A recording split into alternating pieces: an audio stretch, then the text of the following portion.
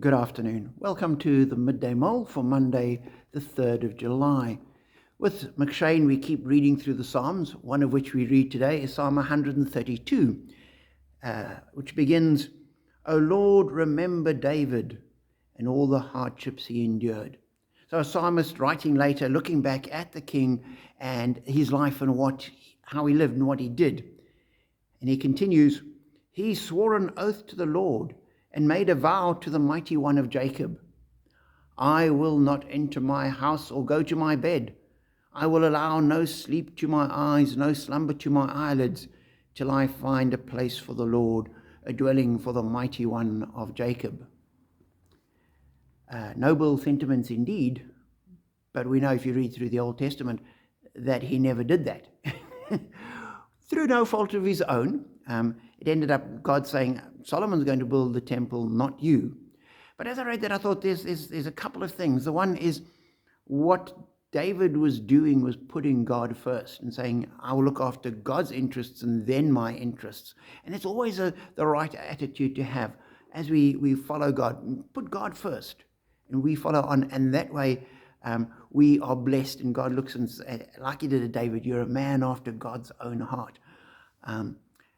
It applies to our giving as well. And a number of people will say, oh, I'll pay off all my debts, do this, that, and the other.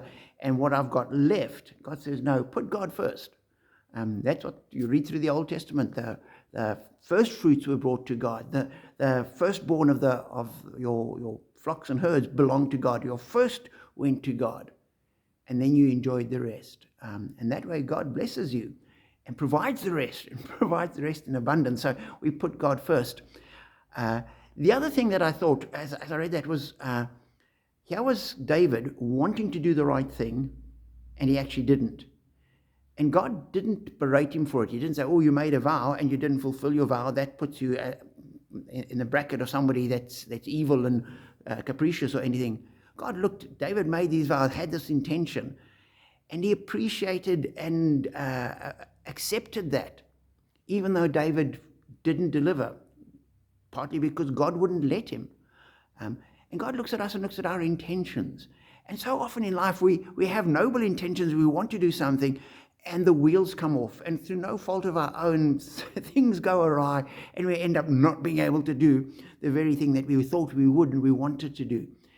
And God doesn't look at us and say, oh, you didn't deliver.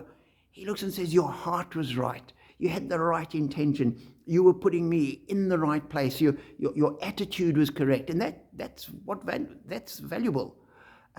Because ultimately, God didn't depend on David for a place to stay. God inhabits the highest heavens. And the temple that Solomon built, magnificent as it was, not even the hem of God's robe could fit into it. So there's nothing we can do that will improve God's situation in any way.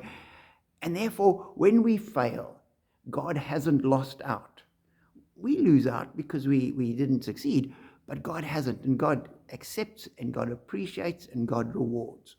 So as we go through life, let us put God first and have our intentions directed to him and his purposes, knowing that he sees and he honors, and he will say, like he said to David, you're a person after my own heart. And then we are blessed.